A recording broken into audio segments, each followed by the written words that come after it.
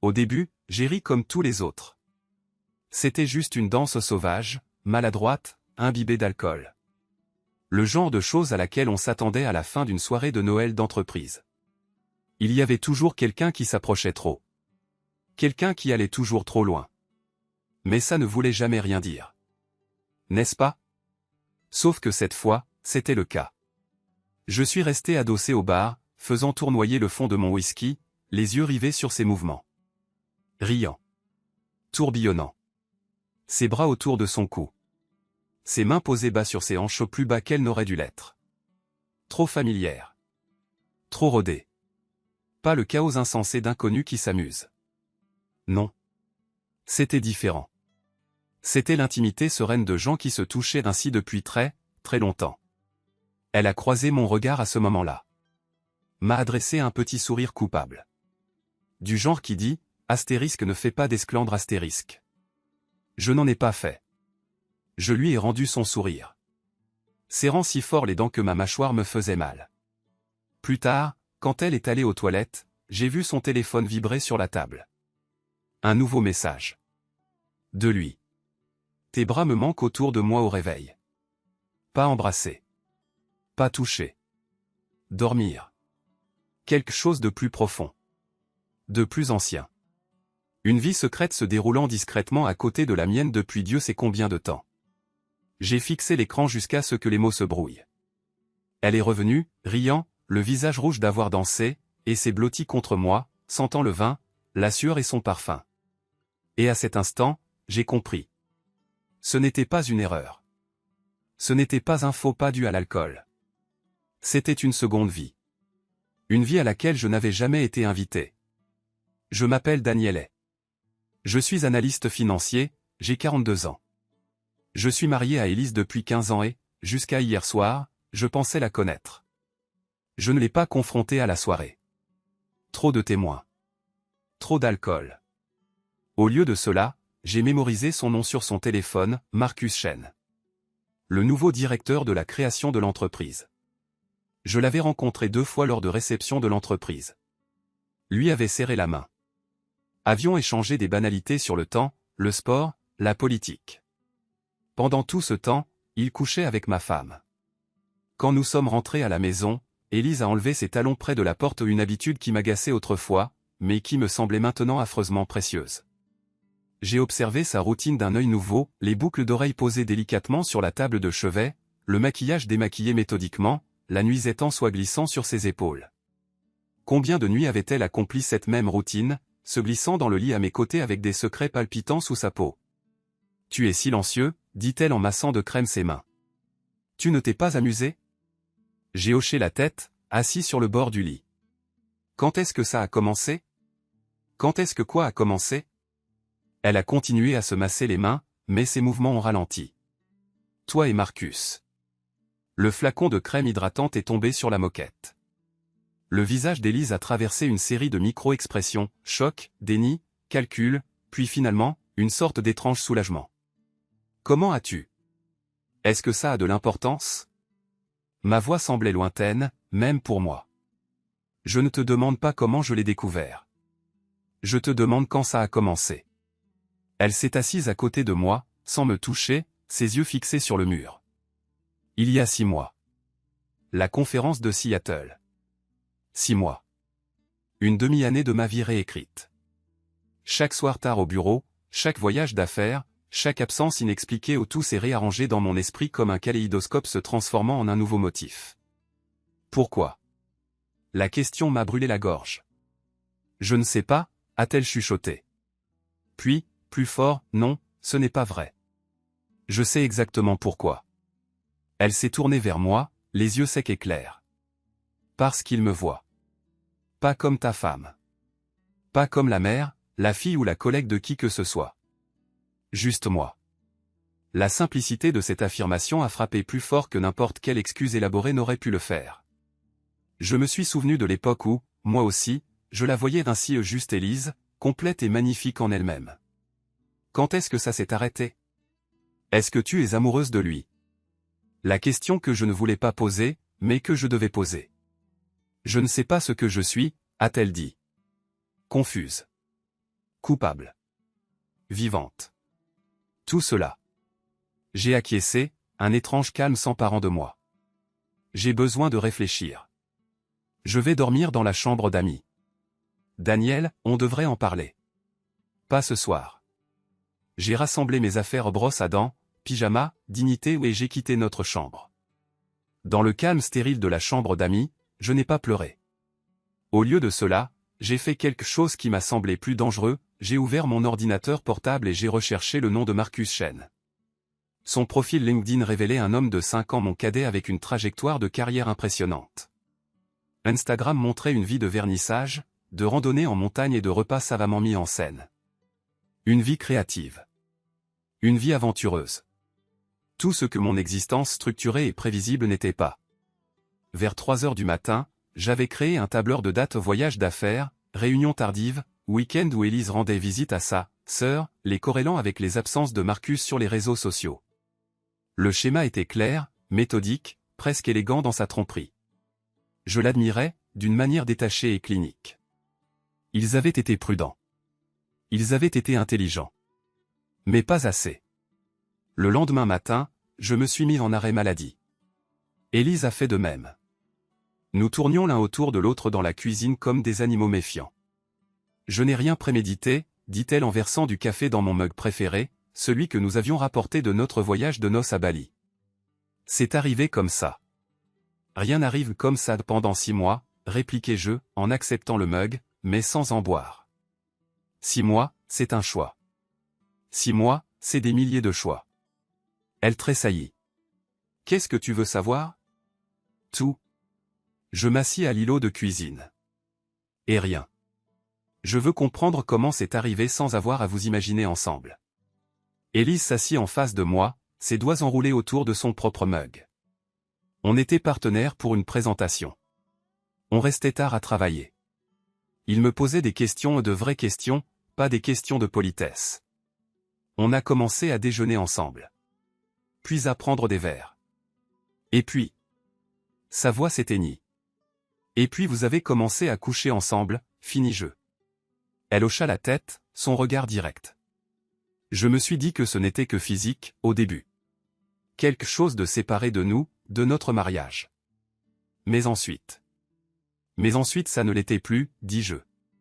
Le café entre nous refroidissait, intact. Non. Ça ne l'était plus. Elle tendit la main à travers l'îlot, ses doigts effleurant les miens. Je ne me suis pas retiré, mais je n'ai pas répondu non plus. Daniel, je t'aime toujours. Ça n'a pas changé. Vraiment? Je pris enfin une gorgée de café. Il était amer, trop infusé. On ne peut pas mener 2 vies de front sans léser l'une d'elles. Peut-être que c'est vrai, admit-elle. Ou peut-être que je me suis lésé moi-même toutes ces années. À me contenter de jouer la sécurité. À être celle que tout le monde attendait que je sois. Le tic-tac de l'horloge de la cuisine résonnait bruyamment dans le silence qui suivit. Dehors, les arroseurs du voisin s'étaient mis en marche, rythmiques et paisibles. « Qu'est-ce qui va se passer maintenant ?» demandai-je. Les yeux d'Élise s'écarquillèrent légèrement, comme surprise que je lui demande son avis. « Je ne sais pas. Je pensais que tu me mettrais à la porte. Ou que tu partirais. Je pourrais encore le faire. » Je me levai, soudain agité. « Mais je veux comprendre d'abord. J'ai besoin de voir ce qui m'a échappé. » « Qu'est-ce que tu veux dire ?» J'attrapai mes clés de voiture au crochet près de la porte. « Je vais chez lui. »« Daniel, non. Tu ne m'arrêteras pas, dis-je doucement. Tu me dois bien ça. » Son visage se décomposa. Il n'est pas chez lui. Il est à Chicago jusqu'à mercredi. Bien sûr qu'il l'était. Le voyage d'affaires dont elle avait parlé la semaine dernière, celui qui coïncidait malheureusement avec notre anniversaire. Alors je verrai sa maison sans lui, dis-je. L'adresse, Élise. Elle me la donna, sa voix creuse. Marcus Chen vivait dans un loft aménagé dans un ancien entrepôt du centre-ville, briques apparentes, fenêtres immenses, sol en béton poli. Tout ce qui manquait à notre maison de 4 chambres en banlieue, du cachet, de l'histoire, du piquant. J'avais utilisé la clé de rechange qu'Élise avait rendue à contre-cœur, celle qu'elle n'aurait jamais dû avoir, pour commencer. Me promener dans son espace, c'était comme violer ma propre vie. Je trouvais des traces d'Élise partout, une paire de boucles d'oreilles que je n'avais jamais vues sur la table de chevet, son thé préféré dans le placard de la cuisine, une photo encadrée de deux en randonnée dans ce qui ressemblait aux cascades, son visage tourné vers le soleil, plus heureuse que je ne l'avais vue depuis des années. Dans sa salle de bain, je trouvais ses affaires de toilette rangées soigneusement à côté des siennes. Son shampoing coûteux. Son nettoyant visage spécial pour peau sensible. La lotion à la lavande qu'elle utilisait tous les soirs. Ce n'était pas juste une aventure. C'était de la vie domestique. Du partenariat. Une vie qui se construisait brique par brique à côté de la nôtre qui s'effondrait. Je m'assis sur son lit et je l'appelai. « Je suis assis dans ton autre chambre, dis-je quand elle répondit. À regarder ton autre vie. » Sa respiration s'accéléra. « Daniel, s'il te plaît, rentre à la maison. On devrait en parler ensemble. » C'est bien ça, dis-je, en passant ma main sur les draps coûteux. Je ne pense pas que nous soyons ensemble depuis longtemps. Ce n'est pas vrai, protesta-t-elle. On a construit une vie. On a construit une routine, rectifiai-je. À quand remonte la dernière fois où nous avons vraiment parlé? Pas des factures, des horaires, ou à qui c'était le tour d'appeler le plombier mais vraiment parler? Le silence s'étendit entre nous, accablant par sa longueur. Rentre, dit-elle enfin. S'il te plaît. Je raccrochai sans répondre et continuai mon exploration. Dans son bureau, je trouvai des croquis et des dizaines de croquis d'Élise. Élise riant. Élise lisant. Élise dormant. Dessinée avec le genre d'attention qui vient d'une vraie observation. De voir quelqu'un. Et puis je trouvai autre chose, un petit coffret de velours caché dans le tiroir de son bureau. À l'intérieur il y avait une bague, pas à accent grave-l'œil, mais unique. Un saphir entouré de petits diamants. La pierre de naissance d'Élise. Mon estomac se noua. Ce n'était pas juste une aventure. C'était une stratégie de sortie. Quand je suis rentré à la maison, Élise m'attendait dans le salon, assise au bord du canapé comme une visiteuse dans sa propre maison. « Il t'a acheté une bague, dis-je sans préambule. » Le sang quitta son visage. « Quoi ? Ne fais pas semblant de ne pas être au courant. » Je jetai mes clés sur la table basse. Est-ce qu'il allait te demander en mariage après le divorce? Ou est-ce que tu prévoyais de disparaître un jour? Nouveau nom, nouvelle vie, table rase. Je n'étais au courant d'aucune bague, dit-elle, sa voix tremblant. Daniel, je te jure. Quelque chose dans son choc semblait sincère. J'étais assis en face d'elle, soudain épuisé. Qu'est-ce que tu veux, Élise? Ce que tu veux vraiment? Elle a détourné le regard, les larmes finissant par couler. Je ne sais plus. Je croyais le savoir. Je croyais vouloir, plus. Quelque chose de différent. Mais maintenant, tout s'écroule, et je. Elle s'est interrompue, les épaules tremblantes. Pour la première fois depuis que j'avais découvert cette liaison, j'ai senti le mur entre nous s'amincir légèrement. Pas à cause de ses larmes, mais à cause de sa confusion. C'était la chose la plus honnête qu'elle m'ait dite depuis des mois. Je veux le rencontrer, dis-je soudainement. Quand il sera de retour. Tous les trois, face à face. C'est une très mauvaise idée, dit-elle en essuyant ses yeux. Qu'est-ce que ça apporterait? J'ai besoin de voir ça, dis-je simplement. J'ai besoin de vous voir ensemble. J'ai besoin de comprendre ce qui m'a échappé, ce que je n'ai pas vu. Et après? Sa voix était à peine audible. Après, je déciderai si notre mariage vaut la peine d'être sauvé. Les 3 jours suivants se sont déroulés dans une étrange incertitude. Nous dormions dans des chambres séparées, mais partagions les repas.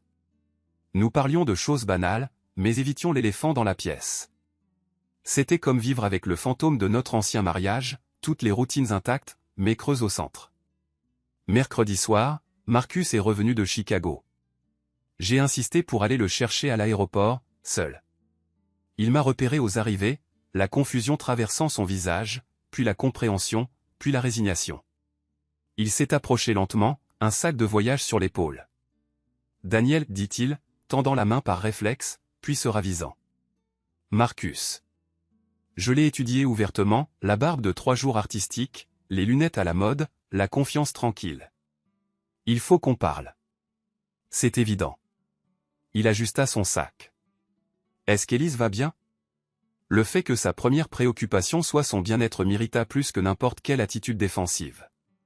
Elle nous attend au Westlac, dis-je, en nommant un bar neutre du centre-ville. J'ai pensé qu'il valait mieux qu'on se rencontre en terrain neutre. Il hocha la tête, me suivant jusqu'au parking. Dans la voiture, il rompit le silence le premier. Je ne vais pas m'excuser, dit-il, regardant droit devant lui. Pas parce que je ne pense pas avoir mal agi, mais parce que ce serait insultant pour toi. Des mots vides ne répareront rien. Non, ils ne répareront rien, approuvai-je, en me faufilant dans la circulation du soir. Mais j'ai besoin de comprendre pourquoi. Pourquoi elle? Pourquoi ma femme? Marcus se tourna pour me regarder complètement alors. Parce qu'elle est extraordinaire. Et elle était en train de mourir de l'intérieur. C'est un peu dramatique, tu ne trouves pas? Vraiment, rétorqua-t-il. À quand remonte la dernière fois que tu lui as parlé de sa photographie? De ses rêves de voyage? Du roman sur lequel elle travaille depuis 3 ans? Chaque question me percuta comme un coup physique. Photographie? Roman? Qui était cette femme qu'il décrivait? Élise n'écrit pas, dis-je, mais l'incertitude s'insinua dans ma voix. Le silence de Marcus en disait long. Au bar, Élise était déjà assise dans une banquette d'angle, sirotant un verre de vin. Elle leva les yeux lorsque nous nous sommes approchés, ses yeux naviguant entre nous avec une peur nue. C'est surréaliste, dit-elle alors que nous nous asseyions, Marcus à côté d'elle, moi en face d'eux. J'ai trouvé la bague, dis-je à Marcus sans préambule. Ses yeux s'écarquillèrent légèrement. Ce n'était pas censé se passer comme ça. Comment c'était censé se passer, demandai-je. Tu couches avec ma femme pendant 6 mois, tu lui achètes une bague, et ensuite? Je n'allais pas la demander en mariage tant qu'elle était encore mariée, dit-il, d'une voix égale. Je ne suis pas à ce point un salaud. Juste assez pour l'être, murmurai-je. Daniel, s'il te plaît, intervint Élise. Ça n'arrange rien. Qu'est-ce qui arrangerait les choses, demandai-je, sincèrement curieux. Qu'est-ce qui pourrait bien améliorer cette situation?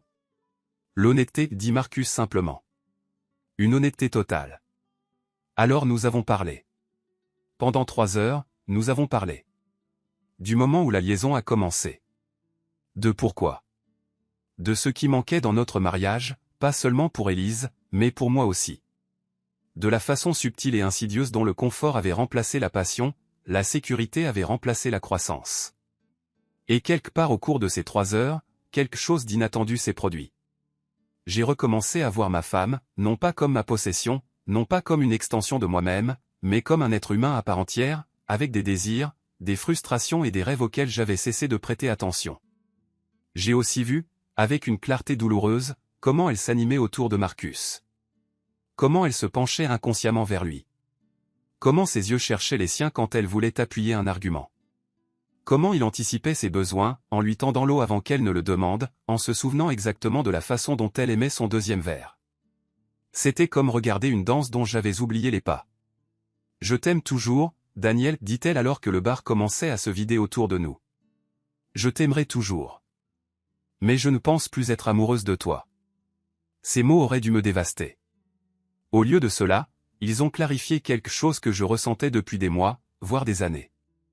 Je sais, dis-je doucement. Je crois que je le sais depuis un moment. Nous n'avons juste pas eu le courage de le dire à voix haute. Marcus, il faut lui rendre justice, resta silencieux. Cette partie ne le concernait pas. Qu'est-ce qui va se passer maintenant?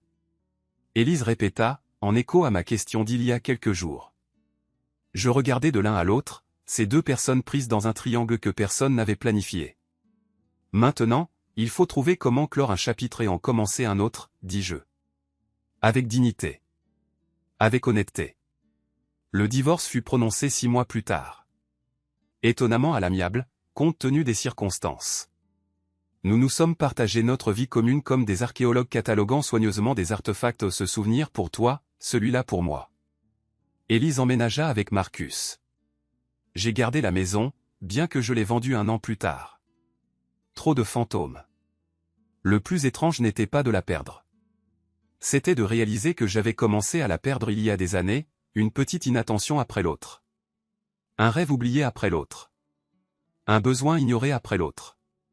Je n'ai pas assisté à leur mariage, bien qu'il m'ait invité dans un geste de cruauté ou de gentillesse, je ne suis toujours pas sûr de savoir lequel. Mais j'ai envoyé un cadeau, un appareil photo. Le modèle cher qu'elle avait toujours voulu, mais que nous n'avions jamais priorisé dans notre budget. J'ai inclus une note, pour immortaliser votre nouvelle vie. Qu'elle soit remplie d'aventures. Elle m'a envoyé une carte de remerciement avec une photo à l'intérieur, un autoportrait pris dans le miroir, l'appareil levé vers son œil, le visage partiellement caché, mais souriant. Au dos, elle avait écrit « Merci de me voir, enfin ». C'était l'échange le plus honnête que nous ayons eu depuis des années. 2 ans plus tard, j'ai rencontré quelqu'un. Une professeure de littérature à l'esprit vif et au regard attentif.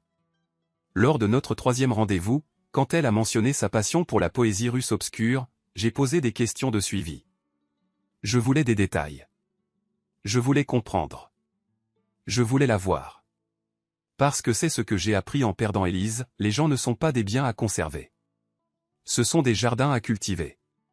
Ce sont des histoires à lire attentivement, page après page. Parfois, je repense encore à cette soirée de Noël d'entreprise. À cette danse qui n'était pas qu'une simple danse. Au moment où une vie a pris fin et où une autre a commencé. Au début, j'ai ri avec les autres. Mais ce n'était pas drôle. C'était nécessaire. C'était le début d'une vie plus authentique pour toutes les personnes impliquées. Y compris moi. Surtout moi. Bum, bum, bum.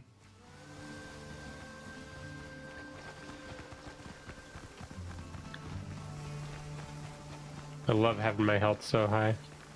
9 bars. I only You have have 4. 9 bars? Yeah, Holy that's shit. gross. I have 6.5. I have 4.5. I 4 have and 4. a quarter. Yeah, like 4 and a little bit.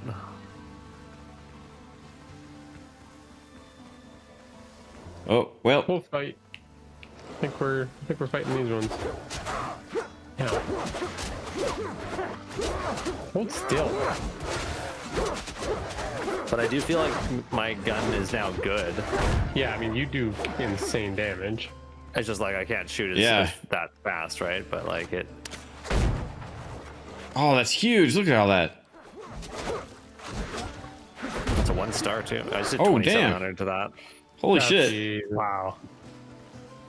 We can go south. Oh, yeah. North? So Oh, yeah, we're north, actually going a certain place. Ooh. I like the ruins. Yeah, we got corn. There will be a lot of fertile soil here too. yeah. Oh, yeah. Right there. Oh fuck, goat! Well, don't do that. Yeah, He don't was fuck the right on my goat. face when he's dead. How'd you get so many? You're a very generous goat fucker. Oh, shit. Ow. Oh, goat leader.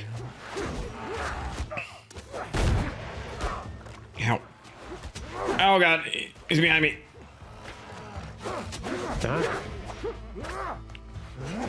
Debris. All right, there's Yeah, a like chest I right think here. I definitely do the least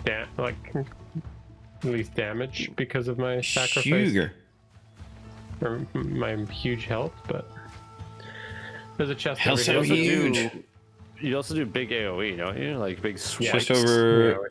Yeah. Well, let's see fertile think- soil there. Where did he let him out? There's container. Oh, cane trigger, nice.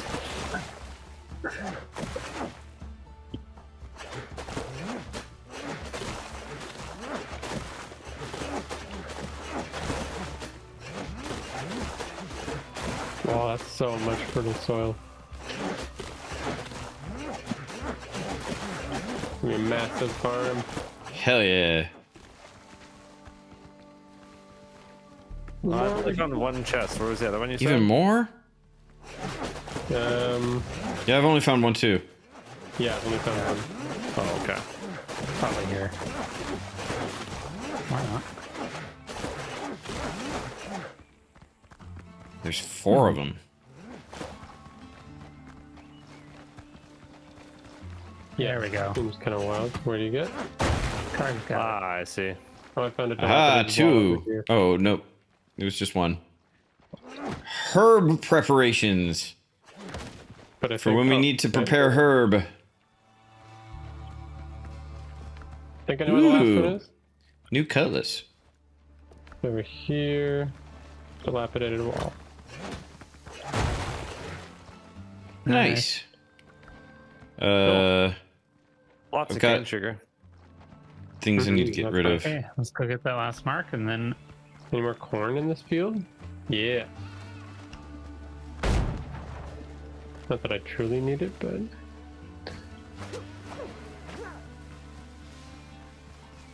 Free corn.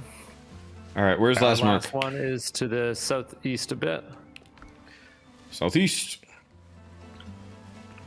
oh god damn it, of course there's iron. Ow. Iron on me. Ow. might want to use my actual weapon instead of my pickaxe. maybe. Hey, it worked, right? Ooh, poor iron ore. Poor iron ore. Guys, we found poor- my diving platform. Oh, look at that! Wait, I didn't know you made a diving platform. Fuck. When did you make that? It's amazing. Thank you. I just wanted to see how long I could make it. Oh, Was ow. that the limit? Yeah, it was a pretty good limit, That's right? pretty. Yeah, that's pretty ridiculous.